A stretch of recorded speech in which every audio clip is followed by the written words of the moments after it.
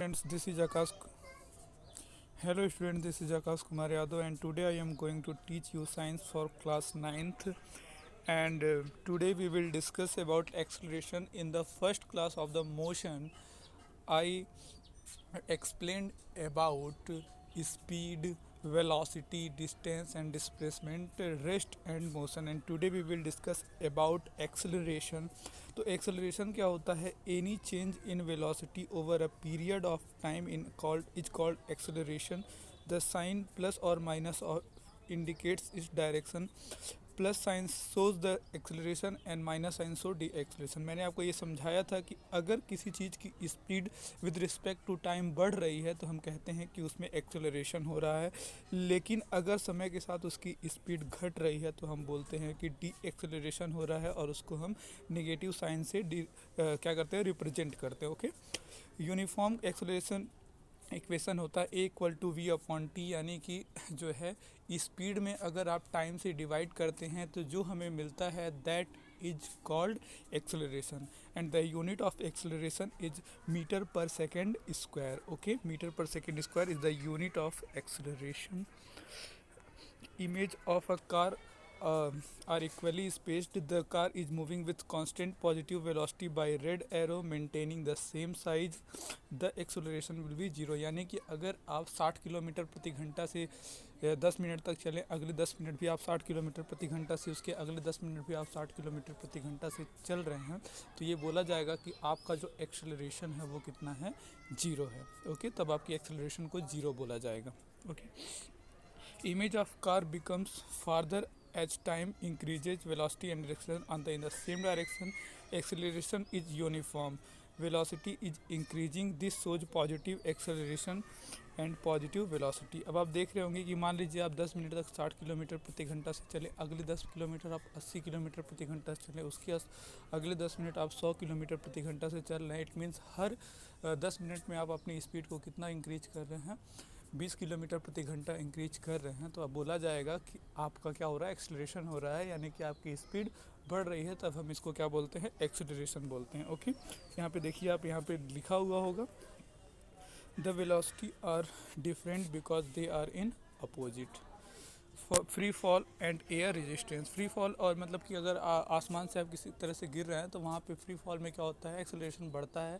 Air resistance अगर ना हो, मतलब कि हवा कोई रेजिस्टेंस ना लगाए तो. Okay, this is a picture of Galileo who is a very famous scientist of all times and he is a Italian physicist and astronomer. Formulated law of motion for object in free fall. अगर मान लीजिए कोई object है जो free fall करता है, यानी बिना किसी फोर्स के वो मोशन करता है, तो उसके लिए उन्होंने क्या दिया था, उसके लिए उन्होंने कुछ रूल्स दिए थे. तो उन रूल्स के अकॉर्डिंग जो है हमने साइंस में काफ़ी ज़्यादा प्रोग्रेस की. And what is his laws, we will discuss about that. A freely falling object is any object moving freely under the influence of gravity alone. Okay, तो जो फ्री फॉलिंग ऑब्जेक्ट होता है वो केवल और केवल एक इन्फ्लुएंस होता है, उसमें केवल एक ही चीज़ प्रभावित उसको करता है, and that is gravity. Okay, the gravity of earth. Okay, it does not depend upon the initial motion of the object. Object की इनिशियल मोशन से इस पर कोई इफेक्ट नहीं पड़ता. मान लीजिए कि इनिशियल कुछ उसका मोशन होगा, अंदर भी वो रोटेट कर रहा है, तो उसका कोई इफेक्ट नहीं पड़ता है. Dropped release from rest. Okay, तो इसको जो रिलीज किया जाता है तो रेस्ट से इसको रिलीज किया जाता है, मतलब कि जब ये मोशन करना स्टार्ट करता है तो इसमें कोई भी स्पीड नहीं होती है. Throw up downward, throw upward, या तो ये नीचे से ऊपर जा रहा होता है या तो ये ऊपर से नीचे जा रहा होता है. The acceleration of an object is free fall in directed downwards regardless of the initial motion. The acceleration of an object is free fall directed downward regardless of the initial motion. अगर initial motion नहीं है तो नीचे की ओर अगर speed होती है तो that is called acceleration. The magnitude of free fall acceleration is g equals to 9.8 metre per second square. अगर कोई बॉडी ऊपर से नीचे गिर रही है और उस पर कोई भी फोर्स नहीं लग रहा है, then the acceleration will be 9.8 metre per second square. This is also called gravity acceleration. Okay, 9.8 metre. It means that अगर आप कोई चीज़ ऊपर से गिरा रहे हैं तो हर सेकेंड उसकी जो स्पीड होगी वो 9.8 मीटर पर सेकेंड बढ़ जाएगी. Okay, ji increase ji decreases and increases altitude. जी का जो एल्टीट्यूड होगा यानी उसका जो माप होगा वो बढ़ भी सकता है और घट भी सकता है। G varies with altitude height and depth from the earth surface. G जो होता है यानी जो 9.8 मीटर पर सेकेंड स्क्वायर, जो हम ग्रेविटी की बात कर रहे हैं कि एक्सीलरेशन क्या होता है, तो वो अर्थ से ऊपर जाने पर, नीचे जाने पर या अर्थ पे रहने पर जो है अलग अलग होता है, यानी जगह बदलने पर जो है ग्रेविटी भी बदल जाती है। Okay, 9.8 metre per second square is the average at the earth surface. Earth surface पे क्या होता है 9.8 मीटर पर सेकेंड स्क्वायर, तो the italicized g will be used for acceleration due to gravity, not to be confuse with g for grams. G को आप ग्राम मत कह दीजिएगा। ओके जी जो है वो क्या है, यहाँ पे ग्रेविटी है। ओके, तो आप लोग कंफ्यूज हो जाते हैं कभी कभी कि जी लिखा हुआ है तो कुछ लोग ग्राम इसको समझ रहे हैं। That is not gram, that is gravity. Okay, I hope that you are getting my points. Okay, with negligible air resistance, falling object can be considered free falling object of different shapes accelerate differently। अगर जो है अगर air resistance को छोड़ दिया जाए, मान लीजिए एयर रेजिस्टेंस हम छोड़ देते हैं।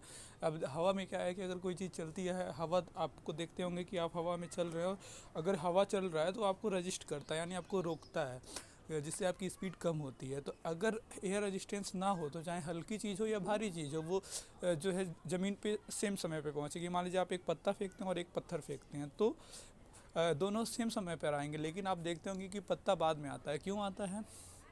क्योंकि वहाँ पे क्या लगता है एयर रेजिस्टेंस लगता है। हल्की चीज़ों पे एयर रेजिस्टेंस ज़्यादा लगता है, इसलिए वो जो है कुछ देर के लिए ऊपर रह जाता है। अदरवाइज अगर हवा ना होता तो दोनों चीज़ें साथ में पृथ्वी पर गिरती। Okay, here you can see what is going on when you uh, throw an object upside upward and when you throw an object from downward, कैसे ऊपर जाता है और नीचे जाता है। ऊपर जाने में जितना समय किसी चीज़ को लगता है उतना ही समय उसको नीचे आने में लगता है। अगर मान लीजिए आप किसी पत्थर को फेंकते हैं और एकदम ऊंचाई तक जाने में उसको 10 सेकंड लगा, तो 10 सेकंड में ही वो ऊंचाई से नीचे आ जाएगा। Okay, the path is symmetrical. Path symmetrical होता है यानी जिस पाथ पे कोई चीज़ जाती है उसी पाथ पे वो चीज़ वापस आती है। Acceleration is constant. ठीक, इसलिए आप देखते होंगे कि अगर हमको किसी क्या करते हैं, किसी ईट कोई आपके पास स्टोन है and you want to throw at a long distance, तो आपको क्या करना पड़ता है, हाइट को कम रखना पड़ता है, जिससे जिस डायरेक्शन में वो जाता है उसी डायरेक्शन से वो वापस आता है। Acceleration is constant. इसमें एक्सेलरेशन हमेशा कांस्टेंट होता है 9.8 metre per second square. The magnitude of the velocity is the same at equal heights. Equal height पे वेलोसिटी सेम होती है। मान लीजिए ईट और आप पत्थर को फेंक रहे हैं, तो अगर वो दोनों एक सेम हाइट पे हैं तो उनकी स्पीड जो होगी सेम होगी। Okay, acceleration and velocity are in opposite direction when ball goes upward.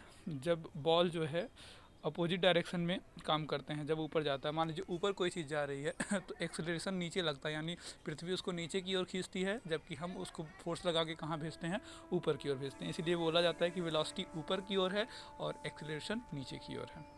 Acceleration is uniform. Acceleration हमेशा यूनिफॉर्म होता है। Velocity is decreasing in upward motion. जब ऊपर की ओर कोई चीज़ जाती है तो उसकी स्पीड घटती है, और जब नीचे की ओर कोई चीज़ गिरती है तो उसकी स्पीड बढ़ती है।